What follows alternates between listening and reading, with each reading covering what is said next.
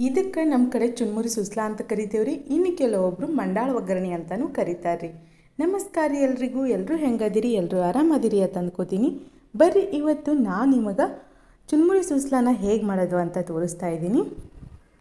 ಚುನ್ಮುರಿ ಸುಸ್ಲಾ ಮಾಡೋದಕ್ಕೆ ಮೊದಲಿಗೆ ನಾನಿಲ್ಲಿ ಚುನ್ಮುರಿನ ಕ್ಲೀನ್ ಮಾಡ್ಕೊಳಕತ್ತೀನಿ ನೋಡಿರಿ. ಈ ಥರ ಚುನ್ಮುರಿನ ಕ್ಲೀನ್ ಮಾಡಿಕೊಂಡು ಒಂದು ದೊಡ್ಡ ಪಾತ್ರೆಗೆ ಹಾಕ್ಕೊಂಡಿದ್ದೀನಿ ರೀ. ಈಗ ಇದಕ್ಕೆ ಮುಳುಗುವಷ್ಟು ನೀರನ್ನು ಹಾಕ್ಕೊಳ್ತೀನಿ ನೋಡಿರಿ. ನೋಡಿರಿ, ಈ ಥರ ಚುನ್ಮುರಿ ತೋಯಿಸ್ಕೋಬೇಕ್ರಿ. ಅಷ್ಟು ನಾವು ನೀರನ್ನು ಹಾಕ್ಕೋಬೇಕಾಗ್ತೈತಿ. ಚುನ್ಮುರಿನೆಲ್ಲನೂ ಹಿಂಗೆ ಕೈ ಆಡಿಸಿ ಚೆಂದಂಗೆ ತೋಯಿಸ್ಕೋಬೇಕು ನೋಡಿರಿ. ನೀವು ಇನ್ನೂ ನಮ್ಮ ಚಾನಲ್ನ ಸಬ್ಸ್ಕ್ರೈಬ್ ಮಾಡಲಾರ್ದೆ ಹಾಗೆ ನೋಡಾತಿದ್ರಿ ಅಂದರೆ ಪ್ಲೀಸ್ ನಮ್ಮ ಚಾನಲ್ಗೆ ಸಬ್ಸ್ಕ್ರೈಬ್ ಮಾಡ್ಕೊಳ್ರಿ.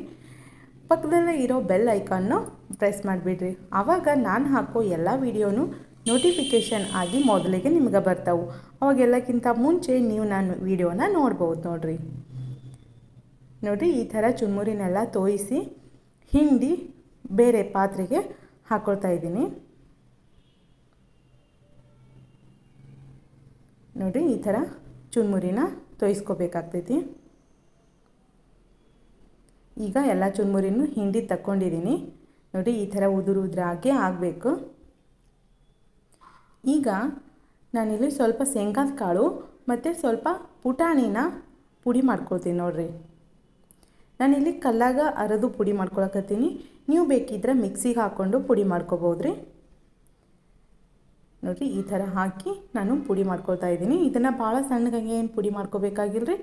ಸ್ವಲ್ಪ ದಪ್ಪ ದಪ್ಪ ಇದ್ದರೆ ನಡೀತೈತಿ. ನೋಡಿರಿ, ತೋರಿಸ್ತಾ ಇದ್ದೀನಿ. ಈ ಥರ ಇದ್ದರೆ ಸಾಕು ನೋಡಿರಿ. ನೋಡಿರಿ, ಈ ಥರ ಇದ್ದರೆ ಸಾಕು. ಭಾಳ ಸಣ್ಣಗಾಗಿ ಏನು ಪುಡಿ ಮಾಡೋದು ಬೇಕಾಗಿಲ್ರಿ. ಈ ಪುಡಿಯನ್ನು ನಾನು ತೋಯಿಸಿರೋ ಚುನ್ಮುರಿಗೆ ಹಾಕ್ಕೊಳ್ತೀನಿ ನೋಡಿರಿ.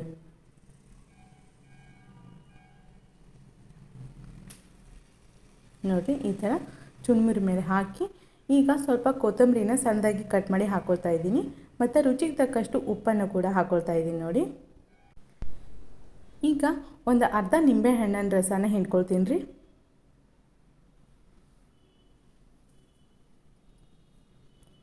ಈಗ ಎಲ್ಲನೂ ಒಂದು ಸತಿ ಚೆಂದಂಗೆ ಮಿಕ್ಸ್ ಮಾಡ್ಕೊಳ್ತೀನಿ ನೋಡಿರಿ.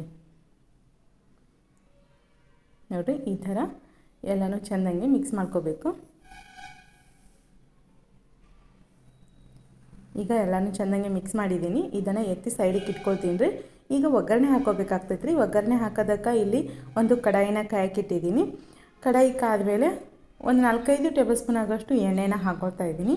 ಎಣ್ಣೆ ಚೆನ್ನಾಗಿ ಕಾದ್ಮ್ಯಾಗ 1 ಟೀ ಸ್ಪೂನ್ ಆಗೋಷ್ಟು ಸಾಸಿವೆನ ಹಾಕ್ಕೊಳ್ತಾ ಇದ್ದೀನಿ ನೋಡಿ. ಸಾಸಿವೆ ಚೆನ್ನಾಗಿ ಸಿಡಿದ ಮೇಲೆ ಜೀರಿಗೆ ಕೂಡ ಹಾಕ್ಕೊಳ್ತಾ ಇದ್ದೀನಿ. ಜೀರಿಗೆನೂ ಚೆನ್ನಾಗಿ ಸಿಡಿಬೇಕು. ಈಗ ಇದಕ್ಕೆ ಒಂದು ಎಲೆ ಕರಿಬೇವನ್ನು ಹಾಕ್ಕೊಳ್ತಾ ಇದ್ದೀನಿ. ಕರಿಬೇವು ಚೆನ್ನಾಗಿ ಫ್ರೈ ಆದಮೇಲೆ ಒಂದು 4 ಹಸಿಮೆಣಸಿನ್ಕಾಯಿನ ಕಟ್ ಮಾಡಿ ಹಾಕ್ಕೊಳ್ತಾ ಇದ್ದೀನಿ. ಈಗ ಒಂದು 2 ಈರುಳ್ಳಿನ ಸಣ್ಣದಾಗಿ ಕಟ್ ಮಾಡಿ ಹಾಕ್ಕೊಳ್ತಾ ಇದ್ದೀನಿ ನೋಡಿ. ಈರುಳ್ಳಿನ ಸ್ವಲ್ಪ ಟ್ರಾನ್ಸ್ಪರೆಂಟ್ ಆಗೋವರೆಗೂ ಚೆಂದಂಗೆ ಫ್ರೈ ಮಾಡ್ಕೋಬೇಕ್ರಿ. ನೋಡಿರಿ, ಈರುಳ್ಳಿ ಈ ಥರ ಕಲರ್ ಚೇಂಜ್ ಆಗಬೇಕು, ಅಷ್ಟು ತನಕ ಬೇಯಿಸ್ಕೋಬೇಕಾಗ್ತೈತಿ. ಈಗ ಇದಕ್ಕೆ 1 ಟೊಮೆಟೊನ ಕಟ್ ಮಾಡಿ ಹಾಕ್ಕೊಳ್ತಾ ಇದ್ದೀನಿ. ಟೊಮೆಟೊನೂ ಅಷ್ಟೇ ಮೆತ್ತಗಾಗೋವರೆಗೂ ಬೇಯಿಸ್ಕೋಬೇಕಾಗ್ತೈತ್ರಿ. ಟೊಮೆಟೊ ಚೆನ್ನಾಗಿ ಮೆತ್ತಗಾದ್ಮೇಲೆ 1 ಚಿಟಿಕೆ ಅರಿಶಿನ ಪುಡಿನ ಹಾಕ್ಕೊಳ್ತಾ ಇದ್ದೀನಿ. ನೋಡಿ, ಅರಿಶಿನ ಪುಡಿನೂ ಹಾಕಿ ಚೆಂದಂಗೆ ಮಿಕ್ಸ್ ಮಾಡ್ಕೊಳ್ತೀನಿ ನೋಡಿ. ನೋಡಿರಿ, ಈ ಥರ ಎಲ್ಲ ಚೆಂದಂಗೆ ಮಿಕ್ಸ್ ಆದ್ಮ್ಯಾಗ ಆಗಲೇ ಚುನ್ಮುರಿ ಏನು ತೋಯಿಸ್ಕಿಟ್ಕೊಂಡಿದ್ದೇವೆ ನೋಡಿರಿ, ಆ ಚುನ್ಮುರಿನ ಹಾಕ್ಕೊಳ್ತಾ ಇದ್ದೀನಿ. ನೋಡಿರಿ, ಎಲ್ಲ ಚುನ್ಮುರಿ ಮಿಶ್ರಣನ ಹಾಕ್ಕೊಂಡು ಚೆಂದಂಗೆ ಮಿಕ್ಸ್ ಮಾಡ್ಕೊಳ್ತೀನಿ ನೋಡಿರಿ. ನೋಡಿರಿ, ಲೋ ಫ್ಲೇಮಲ್ಲಿ ಇಟ್ಟು ಒಂದು 2 ನಿಮಿಷ ಈ ಥರ ತಿರುವಾಡ್ಕೊತ ಬೇಯಿಸ್ಕೋಬೇಕ್ರಿ. ಇಷ್ಟು ಮಾಡಿದ್ರೆ ಆಯ್ತು ನೋಡಿರಿ. ಬಿಸಿ ಬಿಸಿಯಾಗಿ ಚುನ್ಮುರಿ ಸುಸ್ಲಾ ರೆಡಿ ಆಯ್ತು ನೋಡಿರಿ. ನೋಡಿದ್ರಲ್ರಿ, ಮಾಡೋದು ಎಷ್ಟು ಸಿಂಪಲ್ ಆಗೈತಿ, ಅಷ್ಟೇ ರುಚಿಯಾಗಿಯೂ ಇರ್ತೈತ್ರಿ. ಈಗ ಸ್ಟವ್ನ ಆಫ್ ಮಾಡಿ 1-2 ನಿಮಿಷ ಇದ್ರ ಮೇಲೆ ಮುಚ್ಚಳನ ಮುಚ್ಚಿ ಬಿಡ್ತೀನಿ ನೋಡಿ. 1-2 ನಿಮಿಷ ಆದಮೇಲೆ ಇದನ್ನು ತೆಗೆದು ಸರ್ವ್ ಮಾಡ್ತೀನಿ. ತುಂಬಾ ಸಿಂಪಲ್ಲಾಗಿ ತುಂಬ ರುಚಿಕರವಾಗಿರುವಂಥ ಚುನ್ಮುರಿ ಸುಸ್ಲನ ಹೇಗೆ ಮಾಡೋದು ಅಂತ ನೋಡಿದ್ರಲ್ರಿ.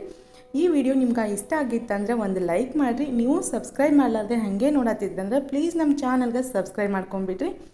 ಮತ್ತೊಂದು ವಿಡಿಯೋ ಜೊತೆ ಬರ್ತೀನಿ. ನಮಸ್ಕಾರ.